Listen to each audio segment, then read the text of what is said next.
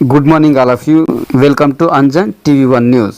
భారీ ఘనంగా Telugu Desam party, Janasena, BJP నాయకుల ఆత్మీయ సమావేశ కార్యక్రమము.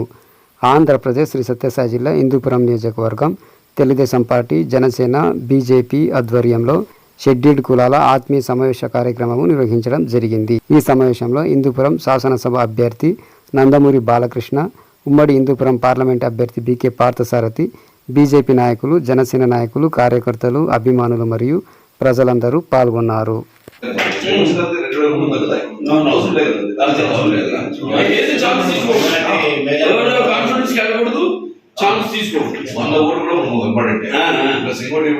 మంచి బడ్జెట్ రావాలి సార్. యాక్చువల్గా మనం రాష్ట్ర పర్యటన వస్తుంది కదా, అక్కడ 50 బడ్జెట్ రావాలి. అన్నగారు హరికృష్ణ గారు చెప్పి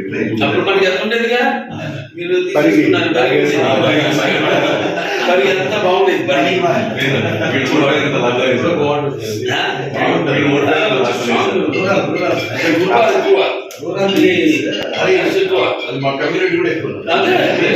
బాగా యూత్ మొబైల్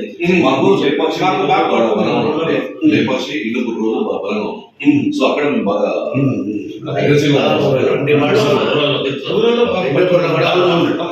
ఎందుకంటే మన రీసెంట్ గా వికసిత సంకల్ప భారత్ యాత్ర ఇట్లాంటి ప్రోగ్రామ్స్ అన్ని చేశాం. అవునండి. యాజ్ డిస్ట్రిక్ట్ జనరల్ సెక్రటరీ గా నేను కూడా తిరిగాను. సో బాగా ఉంది. సో అందుకని మేము రూరల్ లేపాక్షి మండలం స్ట్రాంగ్ గా రూరల్ అయితే బాగుంది.